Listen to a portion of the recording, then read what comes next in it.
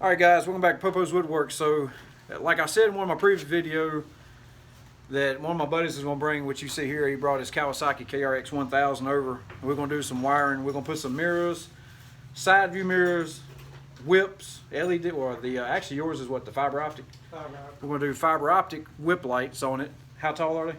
3 foot. 3 foot.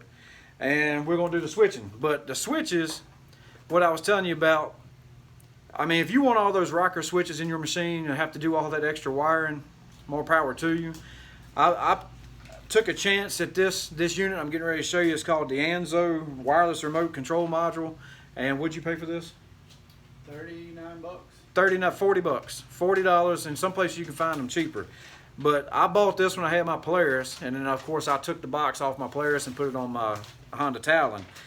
And these things are worth their weight in gold. So, and no, I'm not sponsored by Anzo, and I'm not getting paid for doing this. Once again, this is just another product that I've used that I absolutely love and want to help you guys out. So basically, here's what it is. It's the Anzo. You got this little, it's like a key fob. You can hook it to a keychain or however you want to do it, which I'll show you throughout the video. I'll show you how I got mine mounted and how we're going to do his. But basically, this comes, here we go, here's a picture of it. It comes with this little box. It's already got the power wires all hooked to it with the inline fuse. You hook this straight to the battery. And then you take this box and mount it somewhere in the machine. It's got Velcro on the back, and it's also got a place where you can screw it in if you need to. So once you mount this box, you have four hot and ground plugs, or whatever you want to call it, where you just stick the naked wire into it and screw it down with a Phillips screwdriver. And then you can operate them by hitting 1, 2, 3, and 4 on your switch. Like mine, I have my LED light bar running off of 1. I got my whip lights running off of 2. 3's blank right now. I'm gonna do reverse lights from number 3. And number 4 is what I use to power my audio system. So on his, just today, we're just gonna be doing whip lights, right? So we're just gonna be doing whip lights. So he's still gonna do the LED, light bar and all that. So we'll probably make his whip lights number 2 or something like that. But anyway, we're going to show you the install. Super easy. They got other versions of this out there for like $300–400. The switch plate or whatever they call it. I'm here to tell you now that for 30 bucks you're getting the same thing, and it powers everything I've ever needed. So anyway, we're going to go ahead and get started and break this thing apart and see where we're going to mount everything and get it all together. All right, so this is what it looks like when you open up the box. You got the power wire, which they give you a pretty good little length. And then if I can get that thing to cooperate. They already have the battery terminal hooks where you don't even got to take the nut off. You just loosen it and slide them on.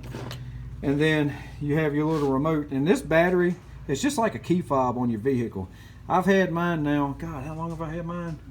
About four years, give or take a few, and still using the same battery. You see, it's ready to go. All right, and as far as the terminals, when you get to do this, it shows you right here, negative is first, positive is second. So basically, this little plastic cover, if it'll focus, this little plastic cover right here, you pop this off, you run your bare wire into this and screw it down. So that's negative, this one's positive. So that's switch 1, switch 2, switch 3, switch 4. It doesn't get no simpler.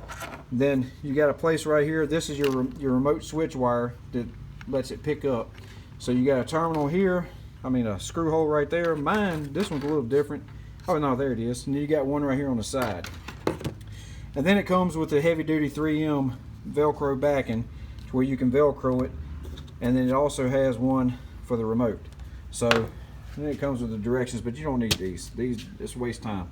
This simple. So anyway, now that you see what the box looks like, we're gonna get to wiring. All right, so basically here's the Anzo wires. One's going to the positive, one's going to the negative. Like I said, that's pretty simple. And then what we do is we ran the wires up behind the seat. Let me get this thing to focus. And let me switch hands here. Here's the Anzo box. Like I said, this wire right here is just the remote switch wire.